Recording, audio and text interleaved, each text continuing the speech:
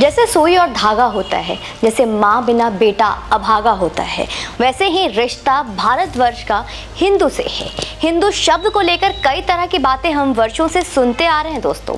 हमारे पूर्वजों ने यह तय किया था कि वो समंदर को कभी तुम्हारे लोटे के सामने नहीं लाएंगे। मजहबी जितना मन करे अपने लोटे हमारा पानी भर ले, लेकिन आज जब मजहबी लोटा ये कहता फिर रहा है कि हम भी समंदर जितने ही गहरे और पुराने हैं, तो जरूरत है कि लोटे को समंदर की गहराई और औकात बताई जाए, क्योंकि आवश्यकता तो श्री कृष्ण को भी नहीं था अपना विराट स्वरूप दुर्योधन को राज दरबार में दिखाने की। लेकिन जब दुर्योधन उन्हें बांधने की सोचने लगा था दोस्तों, तो कृष्ण ने उसे अपना असली स्वरूप दिखा दिया था। वीडियो शुरू करूं उससे पहले ही आपको स्पष्टीकरण दे देती हूं कि मैं हिंदू सभ्यता की हूं और सनातन मेरी संस्कृति है। धर्म और रिलीजन अलग है, और क्यों कैसे अलग है वह कभी और बताऊंगी। आप लोगों को यकीन नहीं हो रहा होगा कि धर्म और रिलीजन को मैं अलग क्यों बता रही हूँ। अभी बस हिंदू सभ्यता के विशाल समुद्र का एक अजला भर सत्य ही साझा कर रही हूँ आपसे। तथ्य है कि इस पृथ्वी में मानव सभ्यता 70-80 हजार साल पहले अफ्रीका के महाद्वीप में शुरू हुई। यह तथ्य इसलिए है क्योंकि यह आंकड़ा जेनेटिक साइंस यानी कि वंश विज्ञान के वंशावली प्राप्त करने की विधि से जुटाया गया है दोस्तों। वीडियो को अंत तक अवश्य देखिए, लाइक का बटन दबा दें और समझने की चेष्टा करें। जेनेटिक्स के आधार पर हैप्लोग्रुप, जैसे सामान्य भाषा में वंश कहते हैं, उनके अध्ययन में जो आखिरी मानव मिलता है वो यही कोई 70-80 हजार साल पहले का है।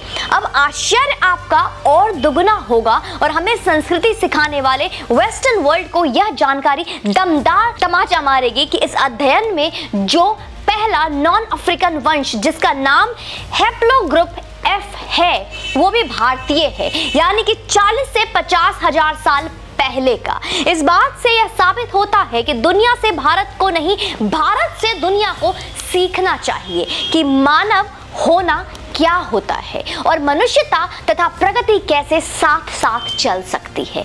हिंदू एक पंथ नहीं है दोस्तों, सभ्यता है जिसका विस्तार गांधार से लेके श्रीलंका और मालदीव से लेके बलूचिस्तान तथा बांग्लादेश तक था। इंडोनेशिया भी भारतीय सभ्यता के प्रभाव में यानी कि हिंदू सभ्यता के प्रभाव में था।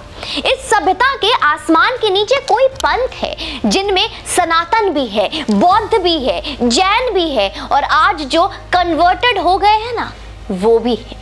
आपको क्या लगता है दोस्तों, राष्ट्रीय स्वयं सेवक संघ के संघ संचालक मोहन भागवत जब यह कहते हैं कि इसमें कोई शंका नहीं है कि भारत में रहने वाला हर व्यक्ति हिंदू है, तो इसका अर्थ क्या होता है? कभी विचार किया है आपने इस पे? इसका अर्थ है भारत में रहने वाला भले किसी भी पंथ का हो, किसी भी समुदाय का हो, लेकिन भारत की सभ्यता हिंदू है।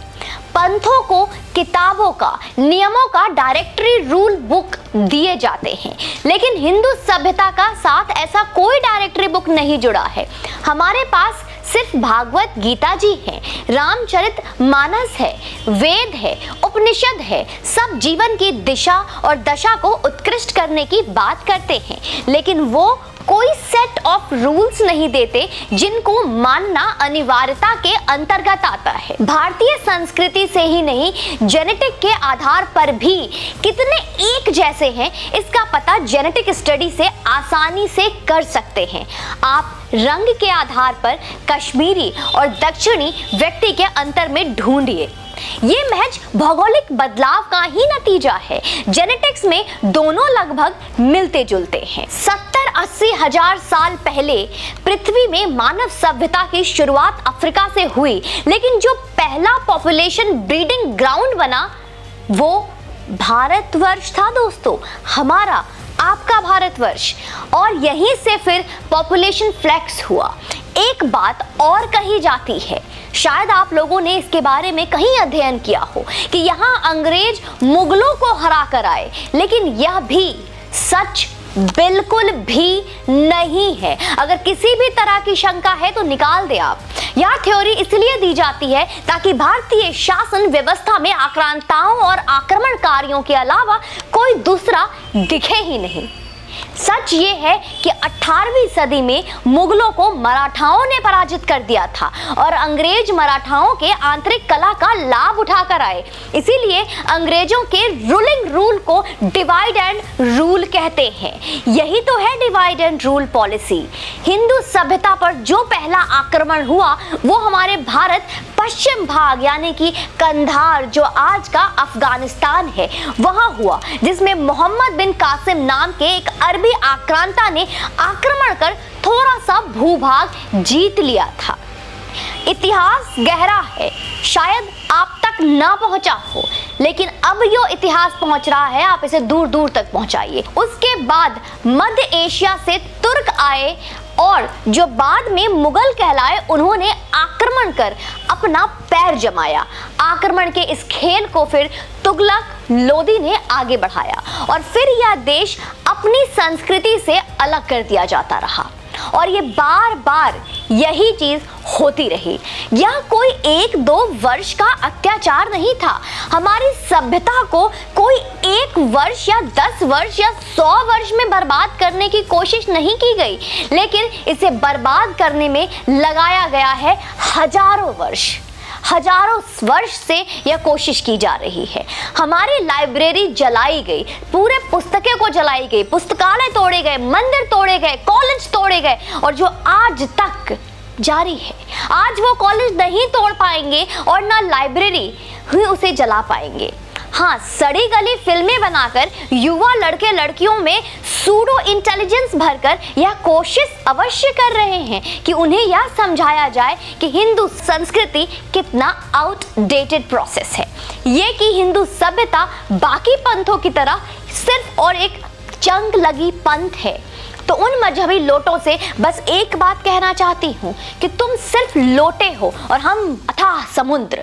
हमसे जी भर कर जीवन शैली सीखो, कोई बात नहीं, हम बस नकारने की हिम्मत मत करना हमें। अगली बार जब हम इस विषय पर और भी बात करेंगे तो आप यह तथ्य और भी गहराई से समझेंगे कि सभ्यता में, संस्कृति में और पंथ में क्या अंतर है। क्यों हिंदू रिलीजन ना होकर एक सभ्यता है, रिलीजन एक शब्द है, वाकई में हम धर्म है क्योंकि हम अपनी संस्कृति सनातन बताते हैं। अभी बस इतना समझना काफी है कि एक सभ्यता का, एक पंथ या एक मजहब से तुलना करना आसमान की तुलना सिर्फ एक छतरी से करने की तरह है। तो अंत में सिर्फ आपसे इतना ही कहूंगी कि गर्व से कहो कि आप हिंदू हैं, गर्व से कहो कि हम हिंदू हैं और इस बात को लेकर सिर्फ और सिर्फ हिंदू में आपका जन्म हुआ है और आप हिंदू हैं, इसके लिए सिर्फ और सिर्फ गर्वान्वित महसूस करें। जय हिंद, वंदे मातरम।